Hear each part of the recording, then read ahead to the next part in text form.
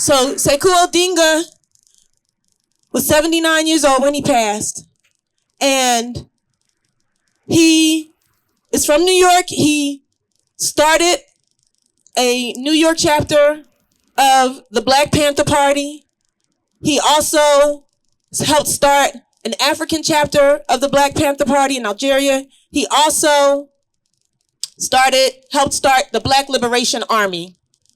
And right now, when we're talking about, he also worked with Malcolm X as well. And it was Malcolm X's legacy that he was pushing forward. And we buried him in the same cemetery that Malcolm is buried in yesterday.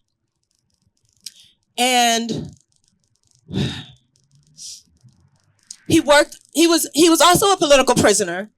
And one of the first political prisoners that we brought home in a long time. So we brought home quite a few. We brought home Herman Bell. We brought home Sundiata Acoli. We brought home Russell Maroon Schultz from Philadelphia. We brought home the Move 9 from Philadelphia.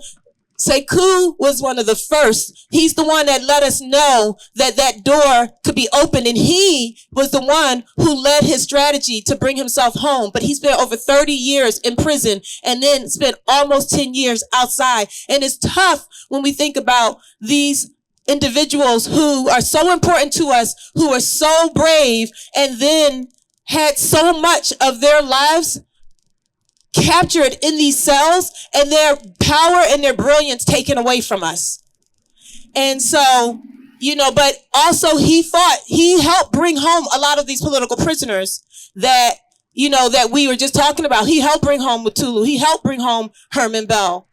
So he also worked with a lot of young people. He came out and jumped right into the streets. There are young people who are in this fight who I know because of Baba Sekou, because he understood that the fight has to continue all the time.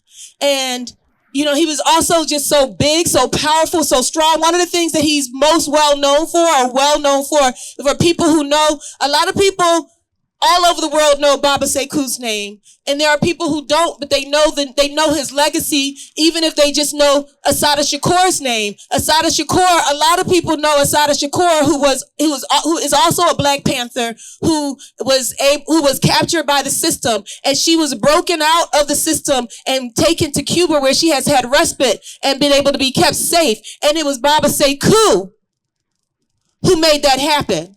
Sekou is the one. If you know about Assata Shakur, and you know that Assata Shakur was removed from the hands of the state and taken out of this country, and you appreciate that, and you read her autobiography, and you know her legacy, you know that happened because of Sekou. He is a giant. He was tall in stature, but he was way, way, way, way bigger in his spirit.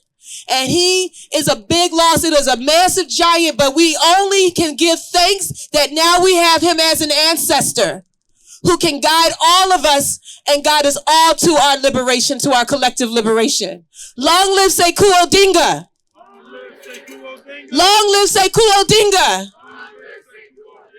He was strong all the way till the very, very end. He could have had tubes put in him to try to make him last longer, but he wanted to go. He wanted to go in the will of Allah without any interference. What Allah decided is what he wanted to go with, and he had that all the way through.